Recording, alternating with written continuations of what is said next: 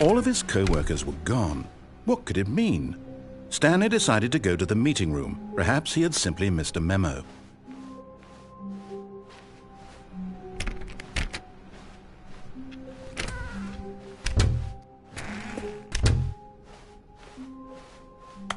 When Stanley came to a set of 2 open doors, he entered the door on his left. This was not the correct way to the meeting room, and Stanley knew it perfectly well. Perhaps he wanted to stop by the employee lounge first, just to admire it. Ah, yes, truly a room worth admiring. It had really been worth the detour after all, just to spend a few moments here in this immaculate, beautifully constructed room. Stanley simply stood here, drinking it all in.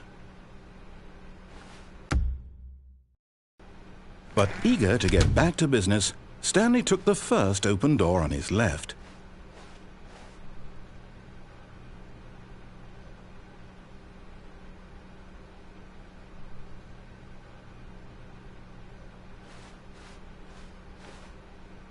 Stanley was so bad at following directions, it's incredible he wasn't fired years ago.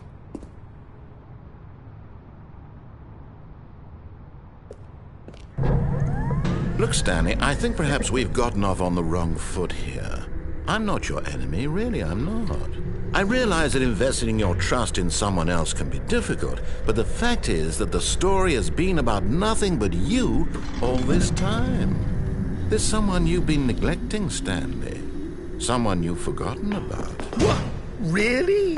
I was in the middle of something. Do you have zero consideration for others? Are you that convinced that I want something bad to happen to you? Why, I don't know how to convince you of this, but I really do want to help you, to show you something beautiful. Look, let me prove it. Let me prove that I'm on your side. Give me a chance. Now listen carefully, this is important. Stanley walked through the red door. Aha! Perhaps you misunderstood. Stanley walked through the red door. I still don't think we're communicating properly. Stanley walked... Oh, thank God you are willing to listen to me. Do you see that I really have wanted you to be happy all this time? The problem is all these choices. The two of us always trying to get somewhere that isn't here. Running and running and running, just the way you're doing right now. Don't you see that it's killing us, Stanley? I wanted to stop. We would both be so much happier if we just stopped. And I think I have a solution. Here, let me show you.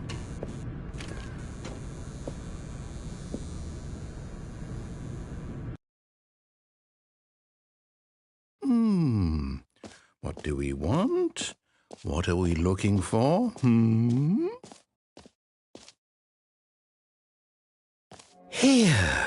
Yes. Oh, it's beautiful, isn't it? If we just stay right here, right in this moment with... No, wait. Where are you going?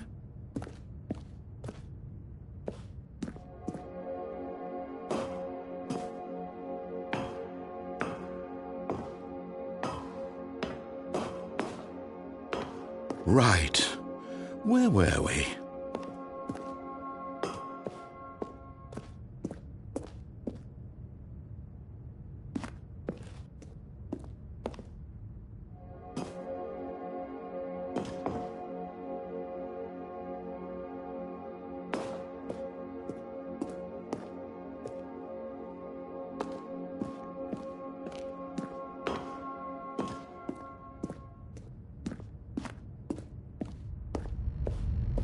Oh, no. Stay away from those stairs. If you hurt yourself, if you die, the game will reset. We'll lose all of this.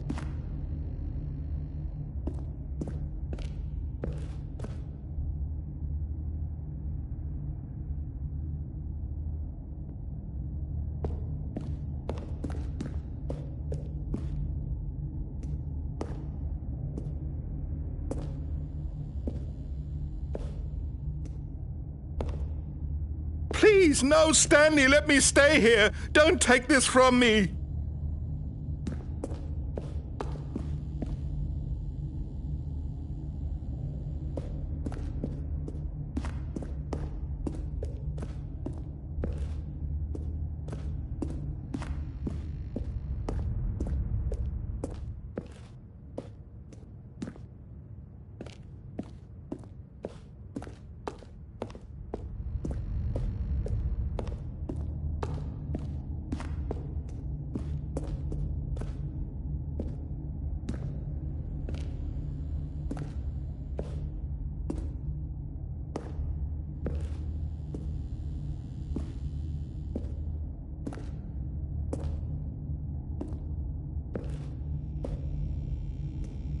Please, Stanley, think about what you're doing.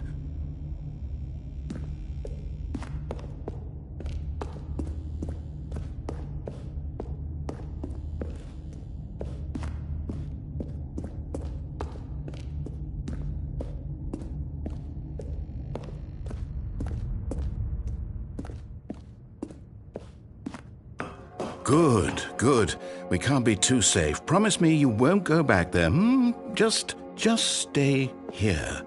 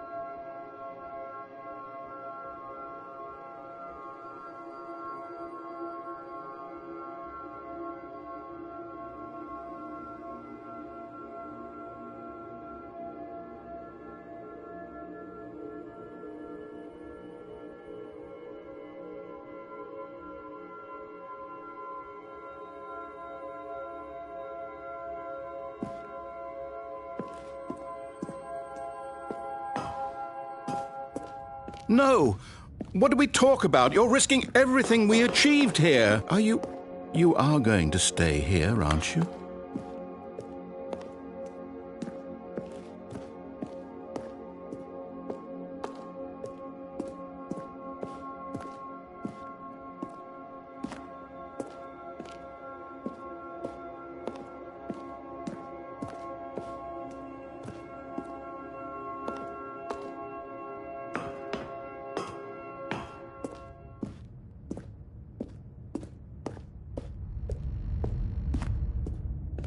You heard me before, didn't you? You will die! What about this isn't getting through to you?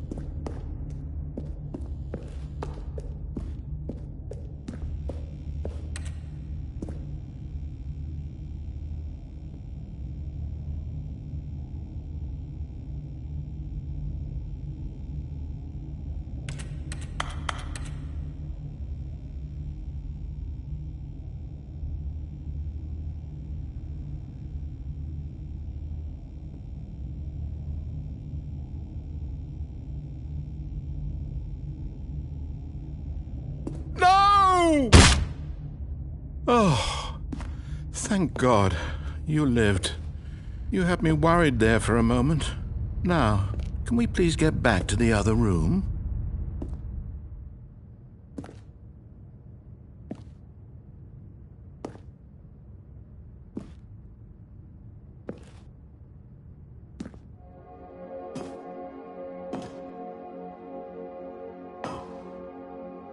There. See? This is what you want. This is where we can both be happy. We really can. If we stop moving, we just have to stop moving.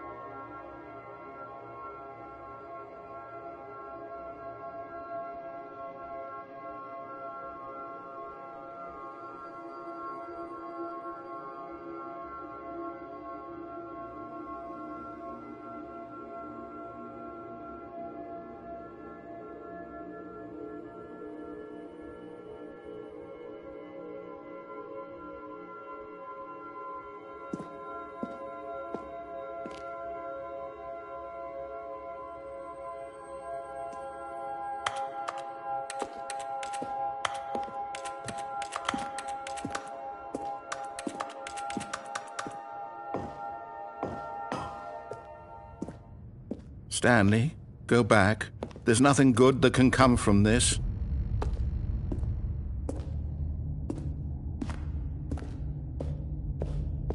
No, no, what do you do? Do you just not believe me? What can I say to convince you?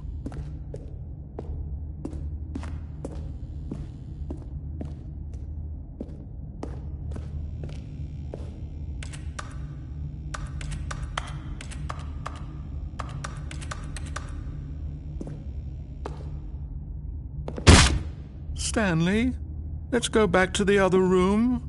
Can you do that for me?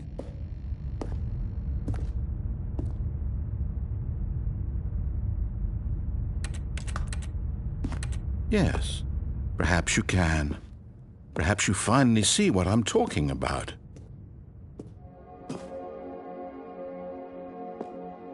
I know you'll see that we can't be happy if we leave this place. You can see that, can't you?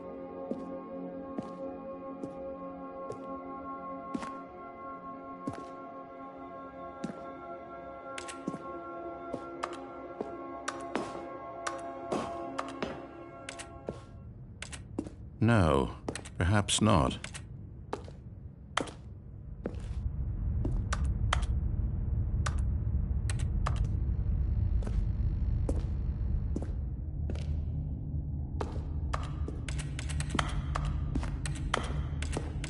My God, is this really how much you dislike my game?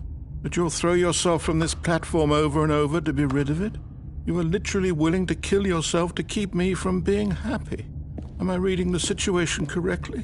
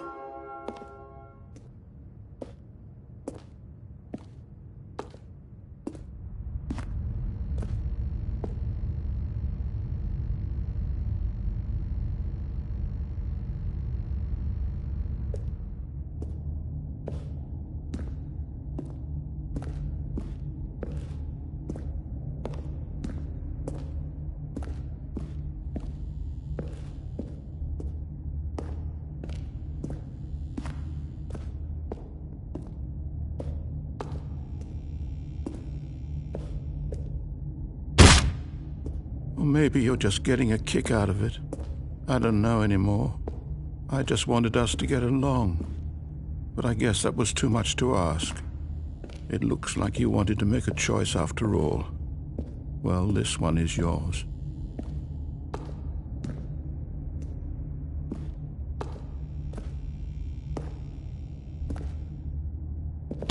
Is it over? It's going to restart, isn't it? I'm going back.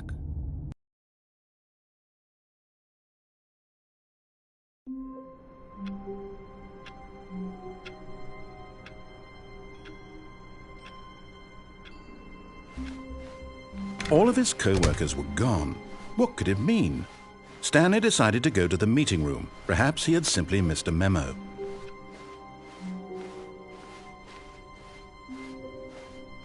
When Stanley came to a set of 2 open doors, this was not the correct way to the meeting room, and Stanley knew it perfectly well. Perhaps he wanted to stop by the employee lounge first, just to admire it. Wow, yes, this room. But eager to get back to business, Stanley took the first open door on his left. Stanley was so bad at following directions, it's incredible he wasn't fired years ago.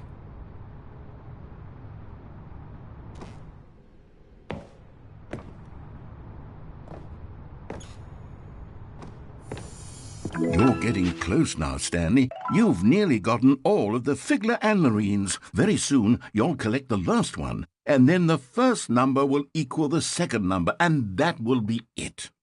We'll be different people by then. Different in the sense that we used to have none of them, and now we have them all. You can't go back to when you had no Figler and Marines. None of us can.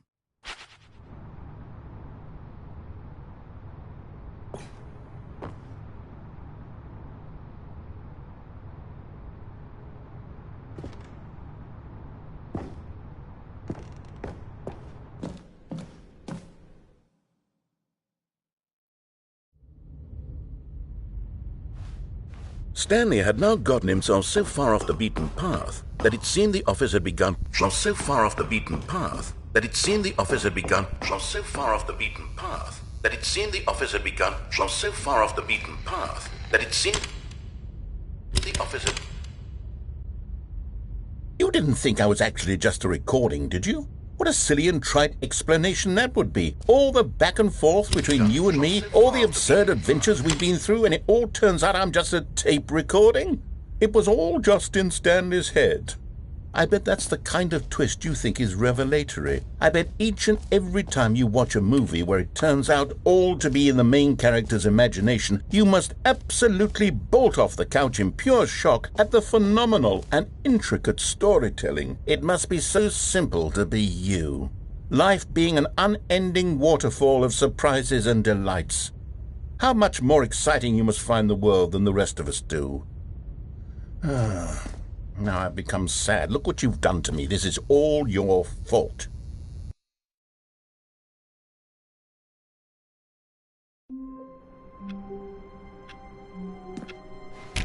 All of his co-workers were gone. What could it mean? Stanley decided to go to the meeting room. Perhaps he had simply missed a memo.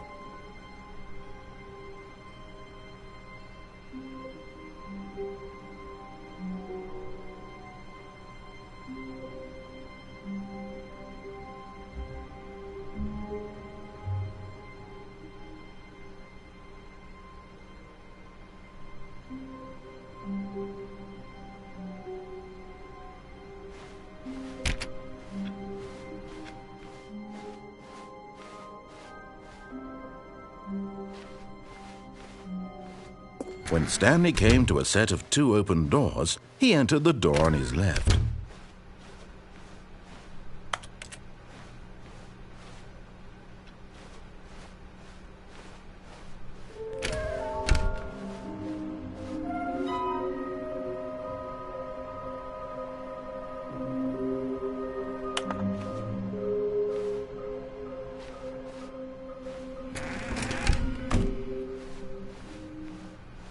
Coming to a staircase, Stanley walked upstairs to his boss's office.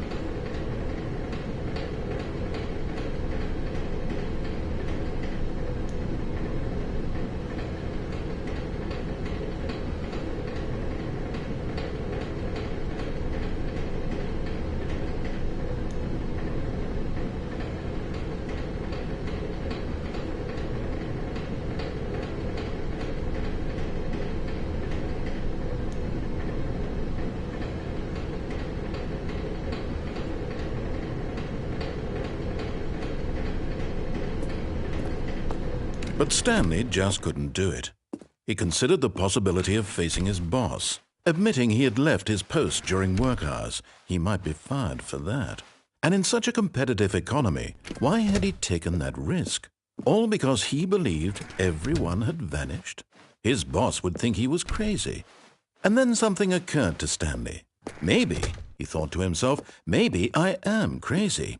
All of my co-workers blinking mysteriously out of existence in a single moment for no reason at all? None of it made any logical sense. And as Stanley pondered this, he began to make other strange observations. For example, why couldn't he see his feet when he looked down? Why did doors close automatically behind him wherever he went?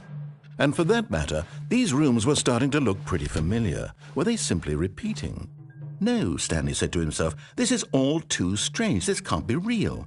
And at last, he came to the conclusion that had been on the tip of his tongue. He just hadn't found the words for it. "I'm dreaming!" he yelled. "This is all a dream." Oh, what a relief Stanley felt to have finally found an answer, an explanation. His co-workers weren't actually gone. He wasn't going to lose his job.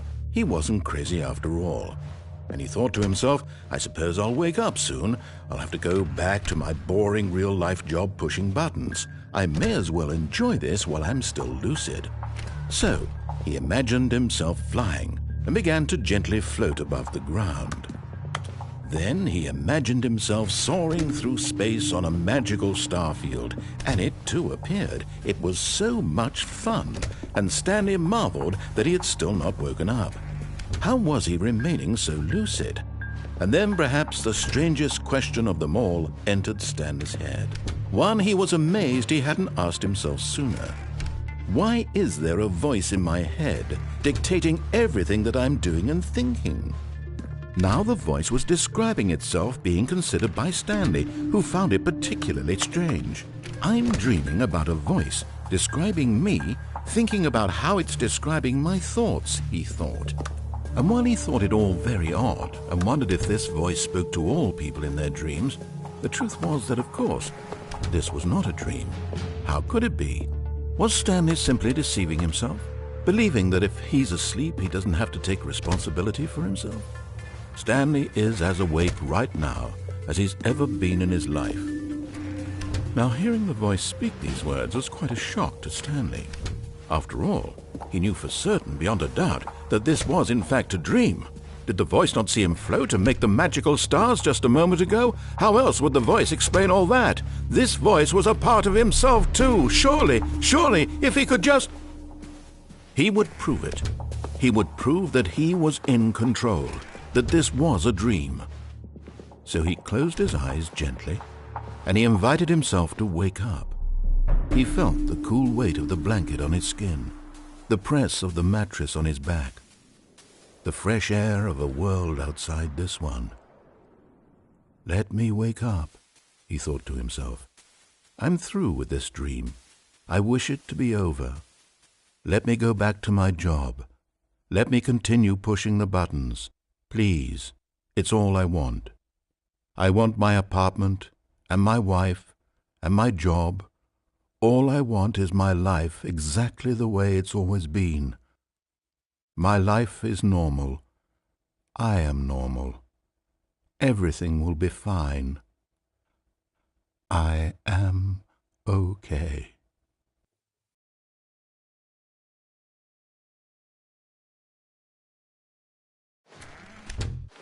Stanley began screaming.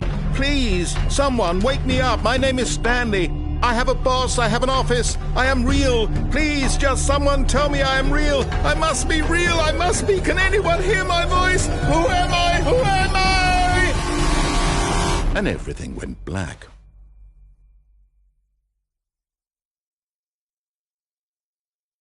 This is the story of a woman named Mariella. Mariella woke up on a day like any other. She arose, got dressed, gathered her belongings, and walked to her place of work. But on this particular day, her walk was interrupted by the body of a man who had stumbled through town talking and screaming to himself, and then collapsed dead on the sidewalk. And although she would soon turn to go call for an ambulance, For just a few brief moments, she considered the strange man. He was obviously crazy. This much she knew. Everyone knows what crazy people look like. And in that moment, she thought to herself how lucky she was to be normal. I am sane. I am in control of my mind. I know what is real and what isn't. It was comforting to think this, and in a certain way, seeing this man made her feel better. But then she remembered the meeting she had scheduled for that day, the very important people whose impressions of her would affect her career, and by extension, the rest of her life. She had no time for this, so it was only a moment that she stood there, staring down at the body. And then she turned and ran.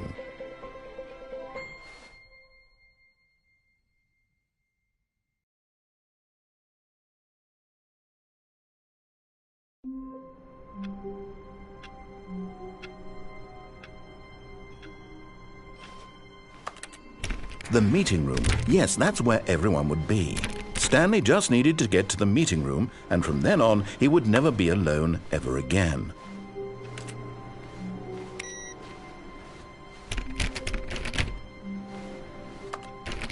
Oh, please. Are you really just doing this for the trophy? Click a door 5 times? Is that all you think a trophy is worth? No. I can't just give these merits away for such little effort. A measly 5 clicks? Now, suppose you were to click the door 20 times. I would say... When Stanley came to a set of 2 open doors, he entered the door on his left.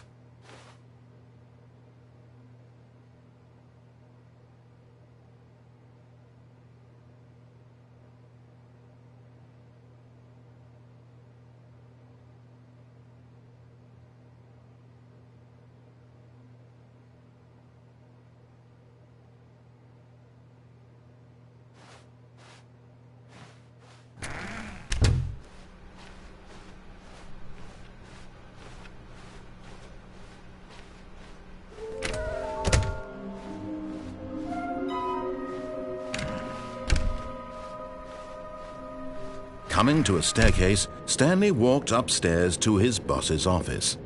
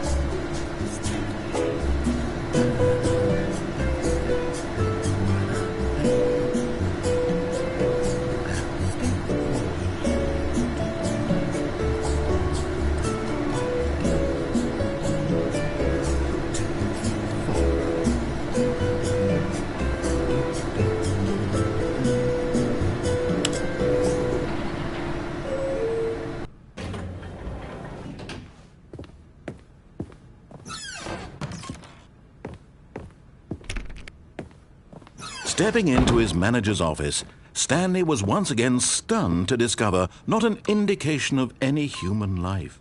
What could it mean? Stanley wondered. Stanley was in such a rush to get through the story as quickly as possible, he didn't even have a single minute to just let the narrator talk.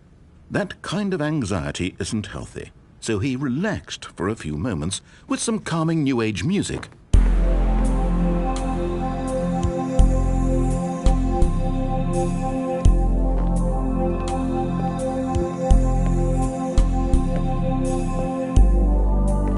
Feeling soothed and rejuvenated, Stanley calmly walked forward into the opened passageway.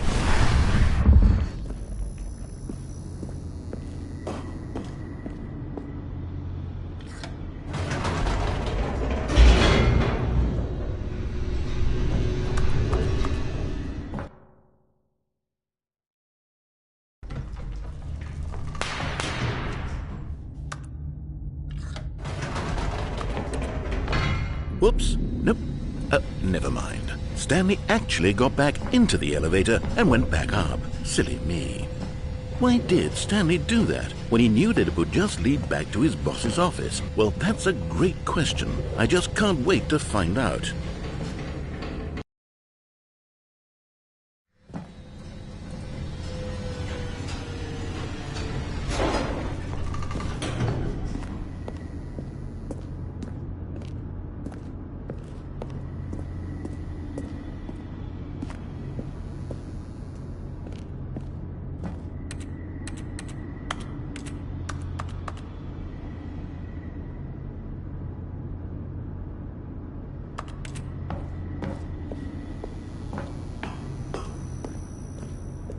Here we are, Stanley. It's your boss's office. Exactly the way it was before you got onto the elevator.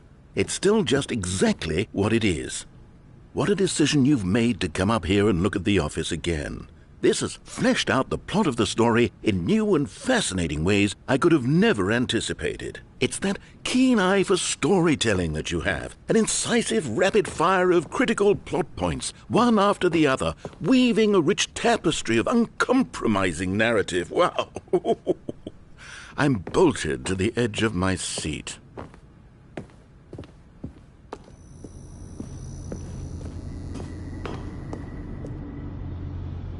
Incredible. Now he's getting back into the elevator and going down again. Ladies and gentlemen, how does he keep coming up with all of this?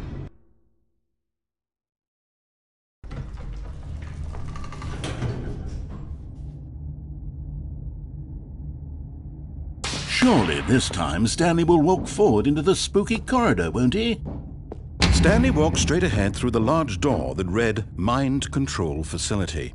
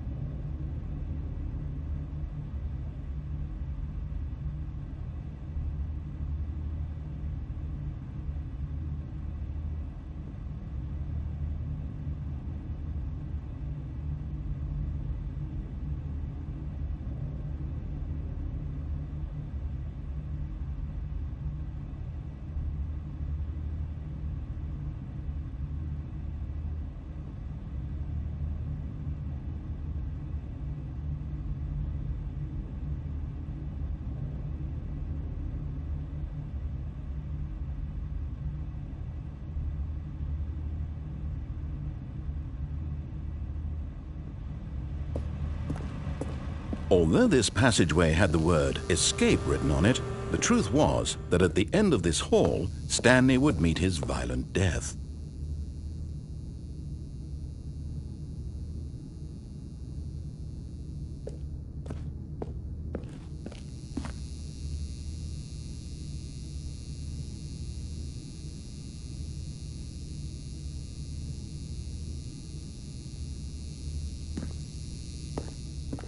The door behind him was not shut. Stanley still had every opportunity to turn around and get back on track. At this point, Stanley was making a conscious, concerted effort to walk forward and willingly confront his death.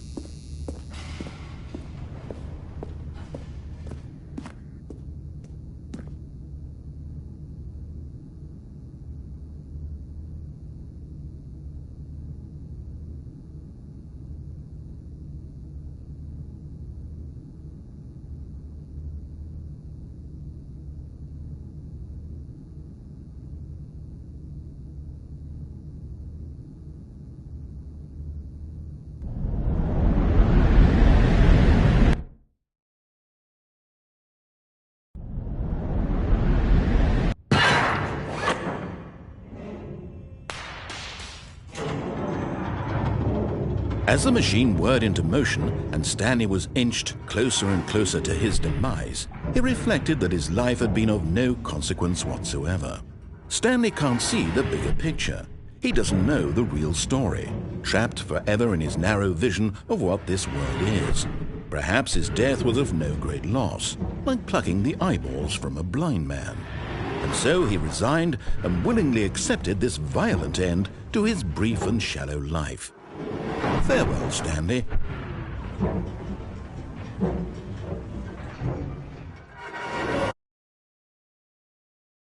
"Farewell, Stanley," cried the narrator, as Stanley was led helplessly into the enormous metal jaws. In a single visceral instant, Stanley was obliterated as the machine crushed every bone in his body, killing him instantly.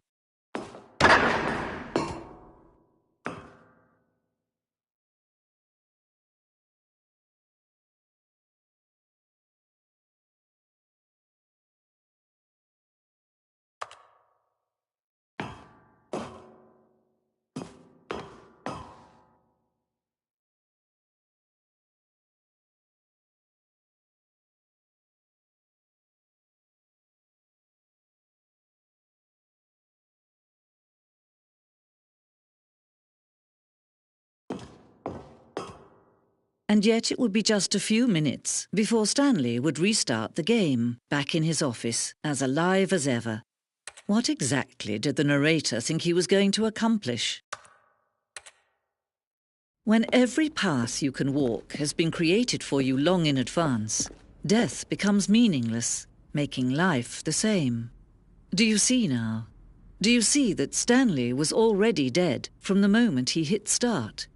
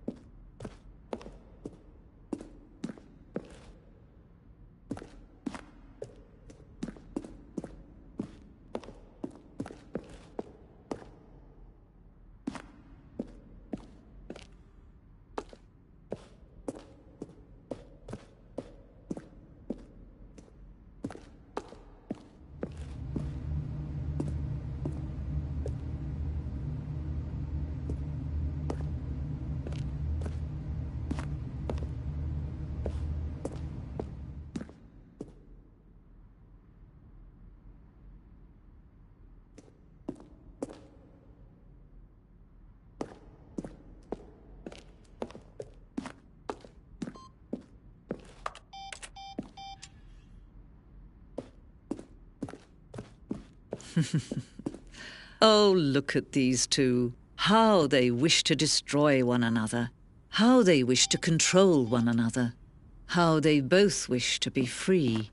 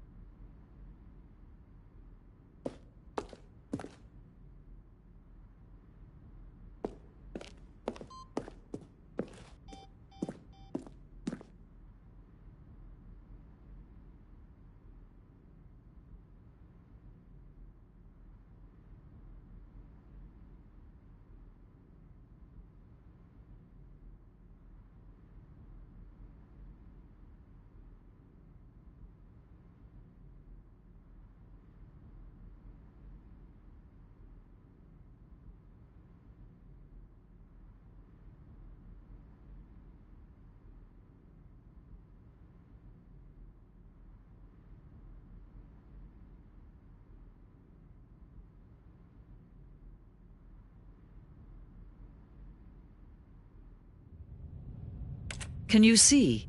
Can you see how much they need one another? No, perhaps not. Sometimes these things cannot be seen. But listen to me.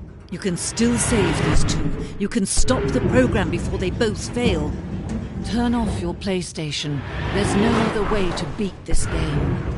As long as you move forward, you'll be walking someone else's path. Stop now and it'll be your only true choice. Whatever you do, choose it. Don't let time choose for you. Don't let...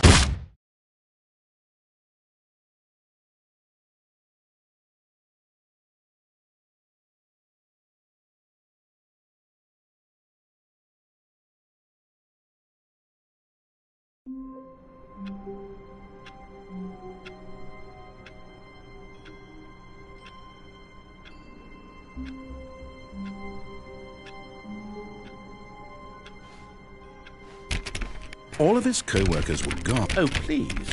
Are you really just doing this for the trophy? Click a door 5 times? Is that all you think a trophy is worth? No. I can't just give these merits away for such little effort. A measly 5 clicks? Now, suppose you were to click the door 20 times. I would say that's the... When Stanley came to a set of 2 open doors, he entered the door on his left.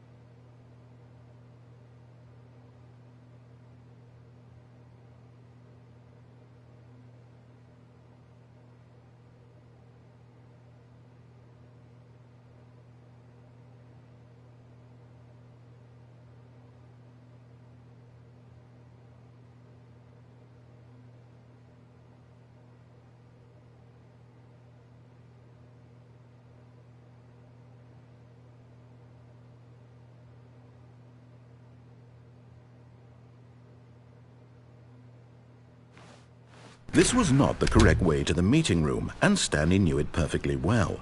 Perhaps he wanted to stop by the employee lounge first, just to admire it.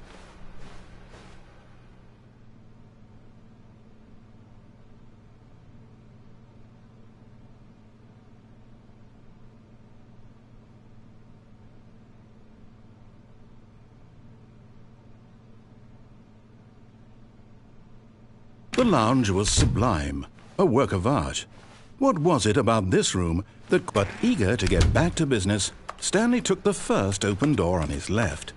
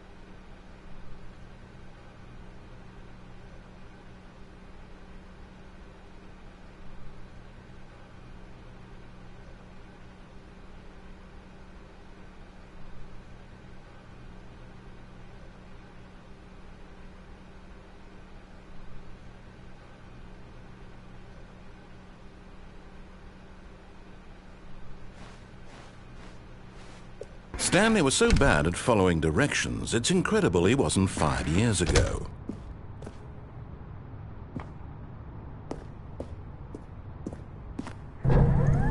Look, Stanley, I think perhaps we've gotten off on the wrong foot here. I'm not your enemy, really, I'm not. I realize that investing your trust in someone else can be difficult, but the fact is that the story has been about nothing but you all this time. There's someone you've been neglecting, Stanley. Someone you've forgotten about. Please, stop trying to make every decision by yourself. Now, I'm not asking for me, I'm asking for her. This is it, Stanley. Your chance to redeem yourself, to put your work aside, to let her back into your life. She's been waiting.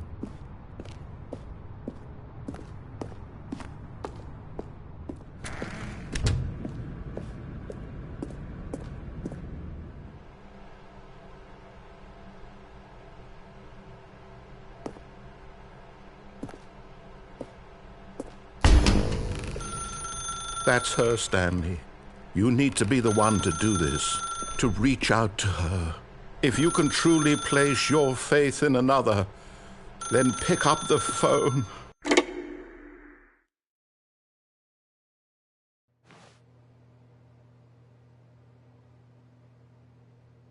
Oh, Stanley, is that you? Hold on, sweetie. Sorry to keep you waiting. I'm just pulling the bread out of the oven. All right. Okay, there we go. All right, now, I want you to come in and tell me all about your day. Gotcha. Oh, come on. Did you actually think you had a loving wife who'd want to commit their life to you? I'm trying to make a point here, Stanley. I'm trying to get you to see something. Come inside. Let me show you what's really going on here.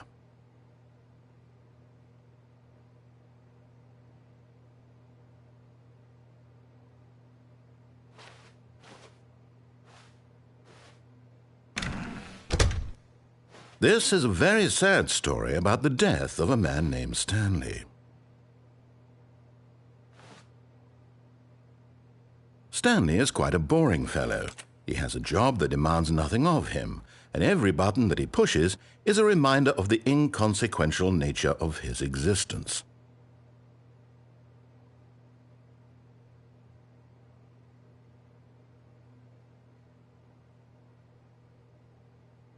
Look at him there, pushing buttons, doing exactly what he's told to do. Now he's pushing a button. Now he's eating lunch. Now he's going home. Now he's coming back to work. One might even feel sorry for him, except that he's chosen this life.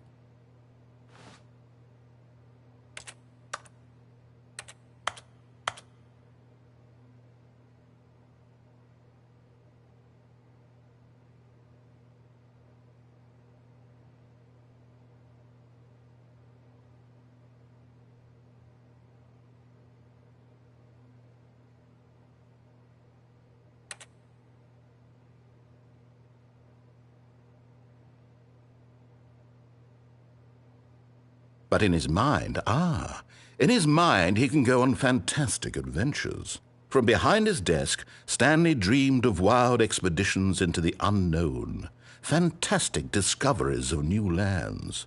It was wonderful, and each day that he returned to work was a reminder that none of it would ever happen to him.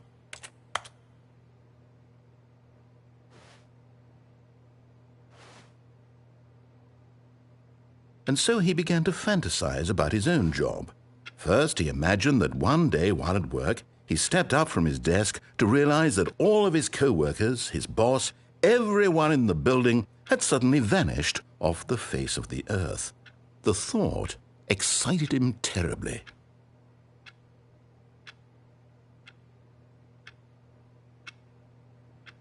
So he went further. He imagined that he came to 2 open doors and that he could go through either. At last, choice. It barely even mattered what lay behind each door. The mere thought that his decisions would mean something was almost too wonderful to behold. As he wandered through this fantasy world, he began to fill it with many possible paths and destinations.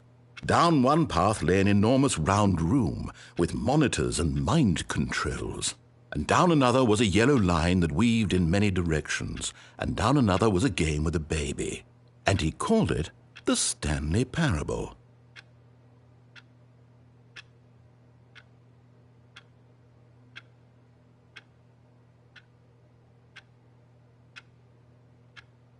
It was such a wonderful fantasy, and so in his head he relived it again, and then again, and again, over and over, wishing beyond hope that it would never end, that he might always feel this free.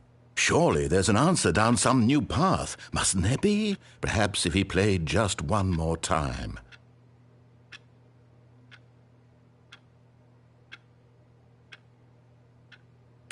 But there is no answer. How could there possibly be? In reality, all he's doing is pushing the same buttons he always has. Nothing has changed. The longer he spends here, the more invested he gets, the more he forgets which life is the real one. And I'm trying to tell him this, that in this world he can never be anything but an observer, that as long as he remains here, he's slowly killing himself. But he won't listen to me. He won't stop. Here, watch this. Stanley, the next time the screen asks you to push a button, do not do it.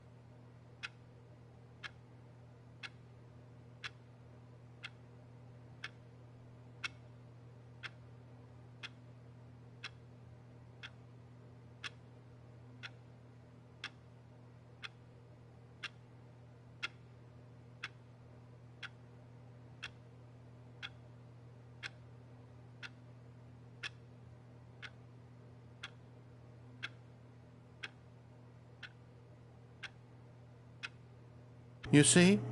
Can he just not hear me? How can I tell him in a way that he'll understand that every second he remains here, he's electing to kill himself? How can I get him to see what I see? How can I make him look at himself? I suppose I can't, not in the way I want him to.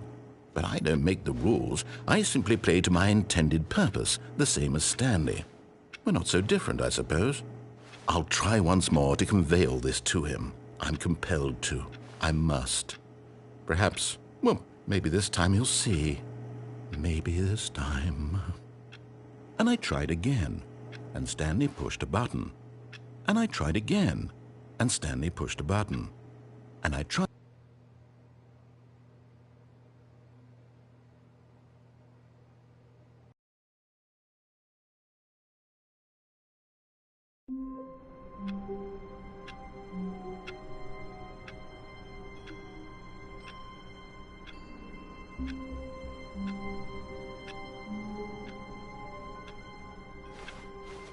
All of his co-workers were gone.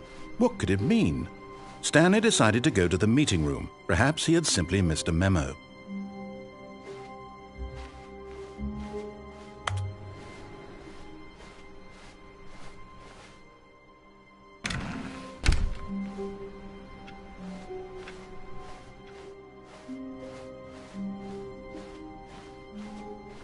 When Stanley came to a set of 2 open doors, he entered the door on his left.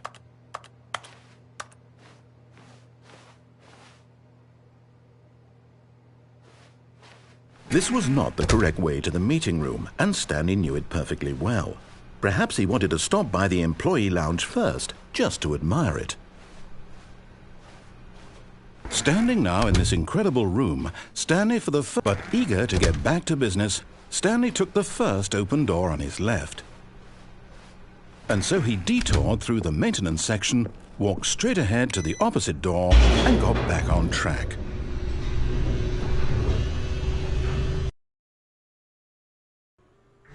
But Stanley didn't want to go back to the office. He wanted to wander about and get even further off track. So now in order to get back, he needed to go, from here, it's, left. Oh, no, it's to the right, my mistake. No, not the right. Why would I have ever said it was to the right? What was I thinking? It's clearly... Oh, dear, would you hold on for a minute, please? Now, let's see. We went down right, left, down, left, right. Yep, okay, yes. I've got it now. This story is absolutely, definitely this way.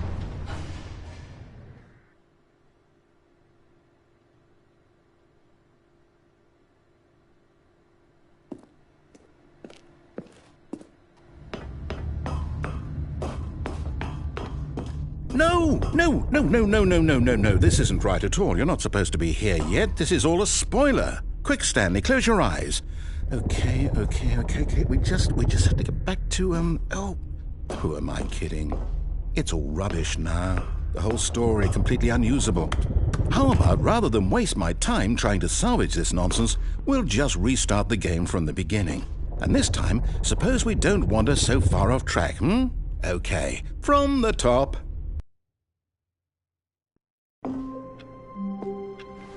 All of his co-workers were gone. What could it mean?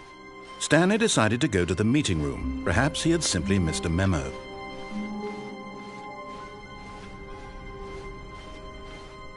When Stanley... Wait, what? No, I restarted. I swear, I definitely restarted the game over, completely fresh. Everything should be... Oh, did something change? Stanley, did you change anything when we were back in that room with all the monitors? Did you move the story somewhere or... Hold on. Why am I asking you? I'm the one who wrote the story. It was right here just a minute ago. I know for sure that it's here somewhere. Okay, then. It's an adventure. Come, Stanley. Let's find the story.